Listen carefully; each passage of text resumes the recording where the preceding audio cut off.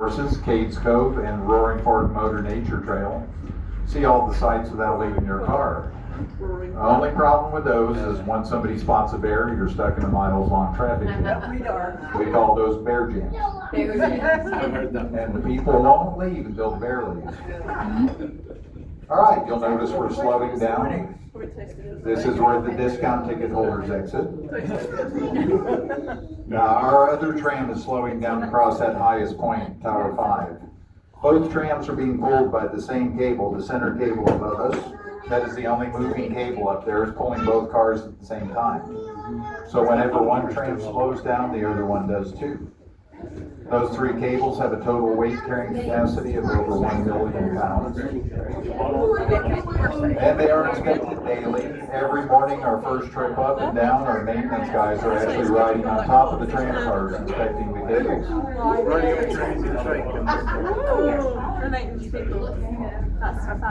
All right, little swing coming up on this tower.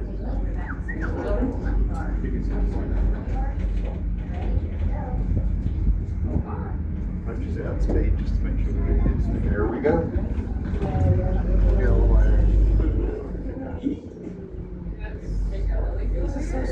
Now, if you like that swing, we have 4 more towers. Now, if you didn't care for it so much, we have 4 more towers. You'll notice a lot of dead trees under us. If you look on every ridge line, you'll see the same dead trees. That is remnants of the big wildfire 8.5 years ago that came through here. Burned over 18,000 acres, 2,500 structures burned down. So all this regrowth underneath us, 8.5 years worth of natural regrowth from seeds that were in the ground. Nothing was replanted.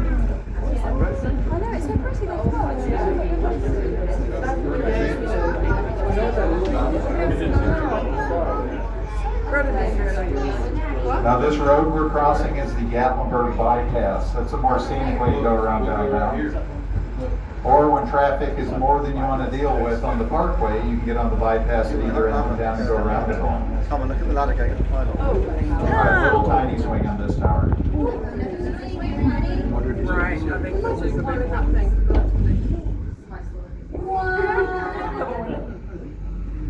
Now way out in front of us, on the right side set of cables, you'll see tram number 2 coming down from the top.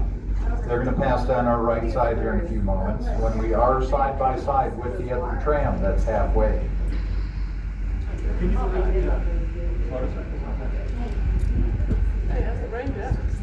It's already rained. That's fine. It's supposed to start again. Now when the other tram passes, you can tell which tram has more people on board. The lower tram is the heavier tram. These cables do sag based on weight on board. So we'll find out here in a moment. Looks right now we're going to be the heavy one. Yeah. Is it here we go? Now, if you really want to see a heavy tram, come back for Christmas to right after New Year's. That's our busiest time of the year for ski season. We'll have 95 to 100 people per tram every 12 to 15 Boring. 2 people. That's how it works. Now this area all the way up is a big rental community in town called Chalet Village. Over 1,000 cabins up here. The majority of all these cabins are short-term overnight rentals. Most of Gatlinburg is overnight rentals. Full-time population here, 4,100. Would not know that based on traffic, but We did that way. Did not let this way.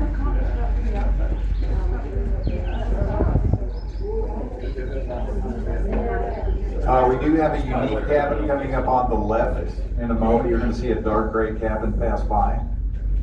We call that one the cliffhanger house. Only 6 inches of this gray cabin touches the ground. The rest of it's hanging out over the edge on steel beams and pilings. Oh, no. Now, the original owner of that was the founder of Dunkin' Donuts, which means we paid for it. That's a rental property now.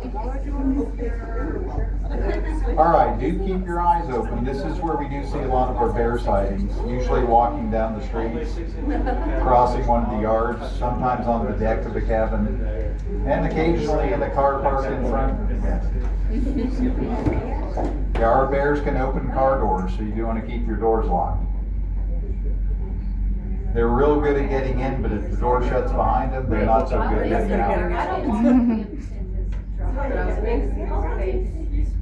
You open up, there's a scary. All right, to the right front on the tree line, the 4-story beige cabin with a green roof and big bay windows. That we call the dollhouse cabin, almost an exact replica of the 70s edition of the Mattel Barbie Dreamhouse dollhouse. No, I agree. No, they tell us where it is. Yeah, you wouldn't go through to get for an Now we are approaching Tower 5, that's the highest point on the tram line. Now it's going to be our turn to slow down here in a moment. At the top of the tower, we're 2,800 feet above sea level, 1,500 feet above Gatlinburg. This is your best view from the tower. And also the biggest swing coming up.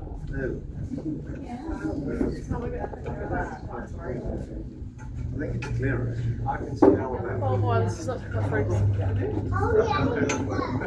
kind of overcoming a fear doing this.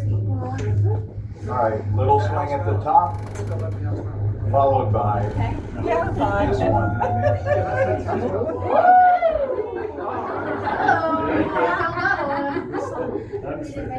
Now, the only better view you're going to get than what you just had is straight in front of us. Our scenic chairlift takes you up to the top of Mount Harrison, 3,500 feet above sea level. You can see the big deck up there. I don't know if I'd want to be stuck up there with a big rainstorm coming. It's about a 17-minute ride each way up to the top in an open ski lift chair.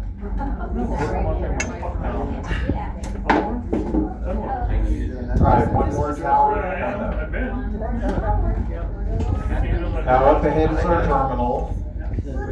When we do pull into the dock area, we could bump a little bit coming in there. Once we do stop, we're going to exit out the left-hand side door.